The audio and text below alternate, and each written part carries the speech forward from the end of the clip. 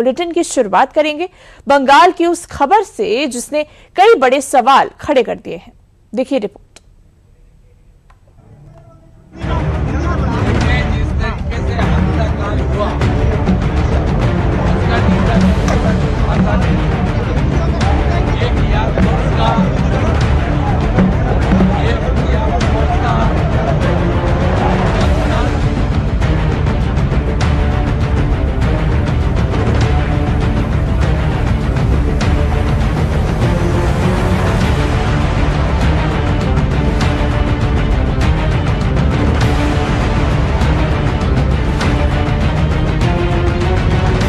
बंगाल में जीत का जश्न अभी खत्म भी नहीं हुआ था कि सड़कों पर गोलियों ने मातम लिख दिया है।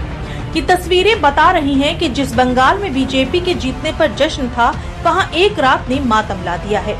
जिन शुभेंदु अधिकारी ने बंगाल की सड़कों पर बीजेपी की जीत की इबारत लिखी, उन्हीं के पीए चंद्रनाथ रथ की बुधवार रात हत्या कर दी गई। ये तस्वीरें सिर्फ एक वारदात की नहीं बल्कि उस खूनी खेल की कहानी कह रही हैं, जिसने देर रात बंगाल को दहला दिया। देखिए, ये वही कार है जिसमें बैठे चंद्रनाथ रथ पर ताबड़तोड़ गोलियां बरसाई गईं। दरवाजों और शीशों पर पड़े निशान बता रहे हैं कि हमला कितना सुनियोजित और कितना बेरहम था। ये जो गाड़ी आपको दिख रही है, इसी कार से बुधवार हमलावर सवार थे। हमलावरों ने पहले इससे चंद्रनाथ की कार का रास्ता रोका, फिर गाड़ी को घेरा और फिर इसके बाद इस बाइक से दूसरे हमलावर पीछे से आ गए, जिन्होंने ताबड़तोड़ फायरिंग कर दी। इसके अलावा भी दूसरी बाइक इस हमले में शामिल हो सकती है। हालांकि पुलिस की तरफ से अभी इस एक कार और एक बाइक को बरामद किया गया है। चंद्रनाथ रथ बुधवार देर रात कोलकाता से अपने घर लौट रहे थे, तभी मध्यम ग्राम इलाके में एक कार ने उनकी गाड़ी को रोक लिया। इसके तुरंत बाद बाइक पर आए हमलावरों ने बेहद करीब से ताबड़तोड़ फायरिंग कर दी।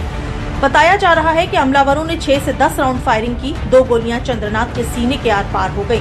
शुरुआती जांच में पता चला है कि हमले में कम से कम 3 से 4 लोग शामिल थे। पुलिस ने घटनास्थल से 9 mm गोलियों के खोखे बरामद किए हैं। फॉरेंसिक जांच की शुरुआती इनपुट के मुताबिक हमलावरों ने ग्लॉक 47X पिस्टल का इस्तेमाल किया था। जांच एजेंसियों का मानना है कि हमलावर प्रोफेशनल तरीके से काम कर रहे थे और उनके पास आधुनिक हथियार थे।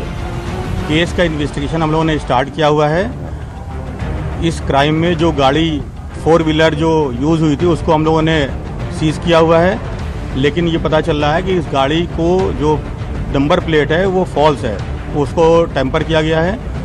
हम लोगों को स्पॉट से लाइव राउंड और फायर्ड कार्ट्रिजेज मिली हुई है। बाकी वहाँ पर जो आई विटनेस थे और जो एविडेंस है उनको हम लोग प्रोसेस कर रहे हैं और इन्वेस्टिगेशन में आगे बढ़ना है। चंद्रनाथ की हत्या की जांच के लिए एसआईटी का गठन किया गया है। गुरुवार सुबह फॉरेंसिक टीम ने घटनास्थल पर पहुंचकर सैंपल्स को कब्जे में ले लिया है और हत्या में शामिल बाइक को भी पुलिस ने बरामद कर लिया है। इसके साथ ही चंद्रनाथ रथ का पोस्टमार्टम भी कराया गया। अस्पताल के बाहर खूब भीड़ थी, खुद शुभेंदु अधिकारी भी मौजूद रहे। पोस्टमार्टम डॉक्टर ने किया।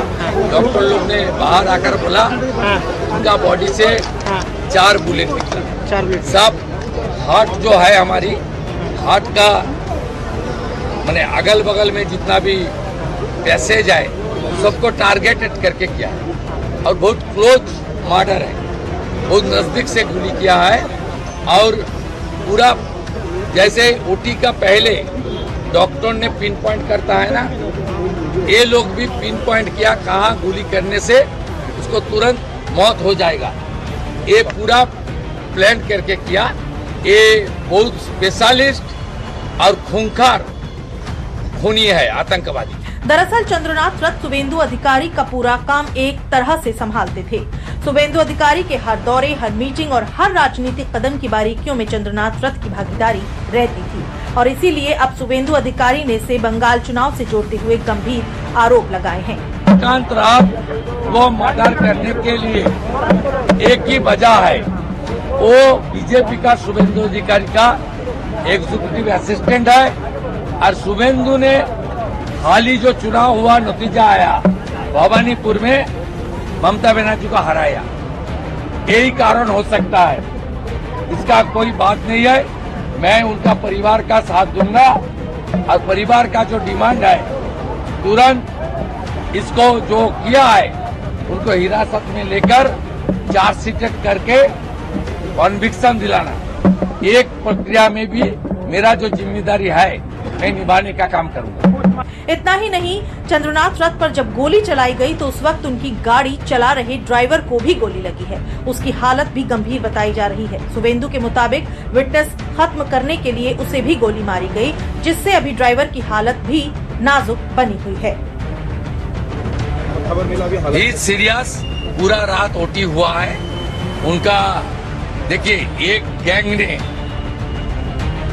लेफ्ट साइड से गोली किया चंद्र को, दूसरा गैंग ने विटनेस खत्म करने के लिए राइट साइड से ड्राइवर का लेफ्ट साइड में किया। कितना pre plan, full blood and murder. वो अभी नाजुक है, लेकिन उनका जो एक गोली हाथ में है वो नहीं निकला, लेकिन जो गोली उनका हार्ट में था सबसे डेंजरस, उसको हमारी यहाँ जो प्राइवेट हॉस्पिटल है पूरा रात वो लोग 7-8 घंटे का ओटी करके निकल दिया है। लेकिन उन्होंने बताया जो ड्राइवर बुद्धदेव पैरा का हालत नाजुक है, 72 आवर्स जाने के बाद वो फाइनली बोले। हालांकि दूसरी तरफ टीएमसी ने भी इस निर्मम हत्या की निंदा की है। सोशल मीडिया पोस्ट में टीएमसी ने इस मामले में कड़ी से कड़ी कार्रवाई की मांग करते हुए सीबीआई जांच की मांग की है। फिलहाल अभी इस हत्या को लेकर बहुत कुछ साफ नहीं हो पाया है। खबर लिखे जाने तक बस हमले में इस्तेमाल की गई कार और संदिग्ध बाइक की बरामद की गई है, जबकि दावा है कि कुछ संदिग्धों से पूछताछ भी की जा रही है।